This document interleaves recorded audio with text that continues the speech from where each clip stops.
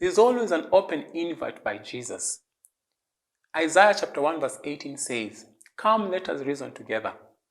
Though your sins are like scarlet, they shall be white as snow." Theluji is a song that just reminds us of this, that it doesn't matter how we fall short, it doesn't matter how we go astray, we are always invited to come back and fellowship with Jesus, and He'll be able to transform our lives.